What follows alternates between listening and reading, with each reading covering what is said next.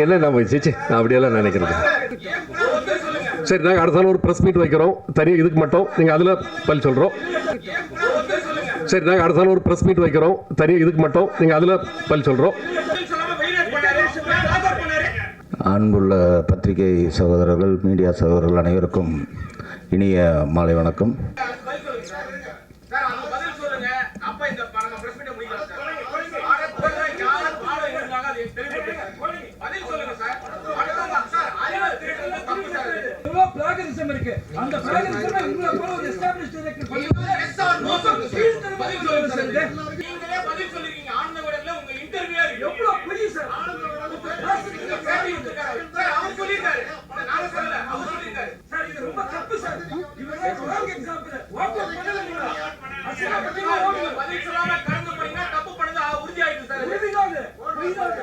இயக்குனர் சக்தி சிதம்பரம் இயக்கத்தில் நடிகர் பிரபுதேவா, நடிகை மடோனா செபாஸ்டியன் ஆகியோர் நடித்துள்ள ஜாலியோ ஜிம்கானா படம் நவம்பர் 22 அன்று வெளியீடாகிறது.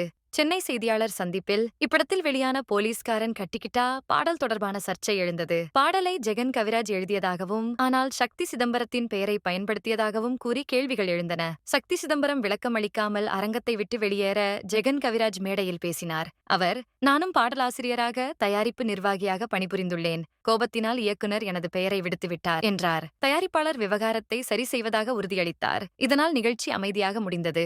ஜெகனும் சக்தி சாரும் சேர்ந்தாதான் படத்தை பண்ணாங்க. இப்ப ஜெகனும் வரல. நீங்க அதனால பாருங்க.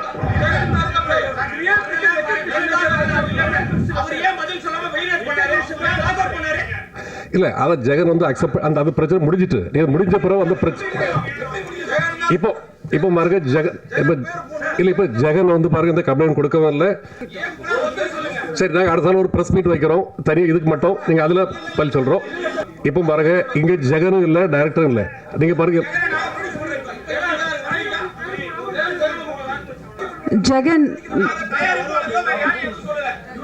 ஜெகன் எங்க இருந்தாலும் கொஞ்சம் வாங்க மேடைக்கு ப்ளீஸ்.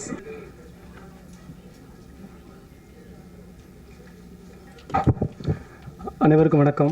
உள்ளே எவ்வளோ நாள் செலவு பண்ணி வேஸ்ட்டாக செலவு பண்ணக்கூடாது, கவனமாக இருப்பாங்க. அப்போ சில விஷயங்கள் வந்து ப்ரொடக்ஷனில் கொஞ்சம் எக்ஸஸ் ஆகுது. ஒரு 8 கோடி ரூபாயில் துவங்கப்பட்ட படம் 15 கோடிக்கு மேலே ஆகுது. இப்படி ஆகும்போது அங்கே என்னென்ன பிரச்சனை இருக்குங்க நான் சாருக்கு கன்வே பண்ணேன். அதில் வந்து ரொம்ப டென்ஷன் ஆகிட்டு என்ன பண்ணிட்டாரு, நான் பாட்டில் வந்து ஜெகன் பேரை போட மாட்டேன்ட்டு எங்கள் சார் ரொம்ப ரிக்வஸ்ட் பண்ணாங்க. உண்மையிலே போடுங்க சார், சின்ன பையன் தானே வளர்ந்துட்டு போட்டு சார் அப்படின்னு சொன்னாங்க. ஆனால் அவர் கேட்கல. சார் வந்து நான் ஏன் இதெல்லாம் உங்ககிட்ட சொல்லலை, நீங்கள் எனக்கு தெரியும், நான் முதல்ல சொன்னால் நீங்கள் எல்லாம் எனக்கு இதெல்லாம் எப்படி எடுத்துலாம் வந்திருக்கேன்னு உங்களுக்கு தெரியும் இல்லையா. நான் எதுக்கு சொல்லலை அப்படின்னா, நான் அந்த பிரச்சனையை பண்ணால் அவர் டிஐக்கு வரமாட்டார், படம் ஃபஸ்ட்டு காப்பி எடுக்க முடியாது, 15 கோடி ரூபா செலவு பண்ணிட்டு வந்து பிஸ்னஸ் பிரச்சனைலாம் இருக்குது அப்படின்னு சொல்லிட்டு நான் அமைதியாக இருந்தேன். இப்போ பாருங்க இதுதான் ஃபர்ஸ்ட் டைம் நான் கவனத்துக்கு வந்திருக்குது. நீங்கள் இதை பேசிட்டு போயிட்டு இருக்கோம். இந்த ஃபங்க்ஷன் முடியாது. அதில் இதை நான் ரெண்டும் விசாரித்து என்ன படம் நாங்கள் டிசிஷன் எடுக்கிறோம். நான் ஜெயட்டும் பேசிக்கிட்டு பேச முடிவு எடுக்கிறேன். இல்லை, ஆக்சுவலாக எனக்கு இப்போ தான் தெரியும். ஜெகதீஷ் சொன்னார் எல்லாருக்கும் தெரியும். எல்லாருக்கும் தெரியாது ஜெகதீஷ், எனக்கு இப்போ தான் தெரியும். இது எப்படி இப்போது இது நம்மெல்லாம் ஒரு டீமு இல்லைங்களா. நீங்கள் அவருக்கு இன்வால்வ் பண்ணுறீங்க. இப்போ எப்படி நான் ரியாக்ட் பண்ணுறதுன்னு எனக்கு தெரியலையே. உண்மை தானே இல்லைங்களா. நீங்கள் உங்கள் சைடில் இல்லை, உங்கள் வீட்டில் ஒருத்தர் ஏதோ இருந்தால் நான் என்ன இப்போ சொல்கிறது அப்படின்ட்டு இருக்கோம். இது என்னென்னா கரெக்டு தான்.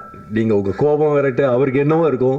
இது வந்து இல்லை, தப்பாக நினச்சிக்காதீங்க, அப்படி ஆரம்பிச்சிருக்கூடாதோ அப்படின்றது தான் கரெக்டு. பட் அதுக்குன்னு ஒரு அவரை தனியாக கூப்பிட்டு ஏன் இப்படி பண்ணீங்கன்னு அவங்க கேட்டு, இது வந்து நம்ம ப்ரொடியூசர் சார் அவ்வளோ கரெக்டு தானே. இல்லை, கரெக்டு.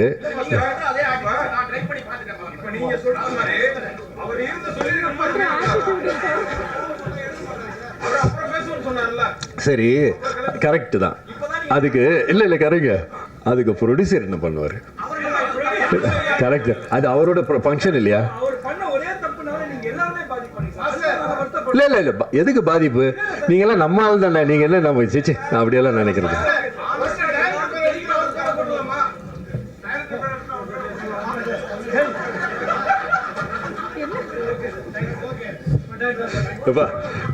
நம்ம ஆளுக்கு தானேப்பா.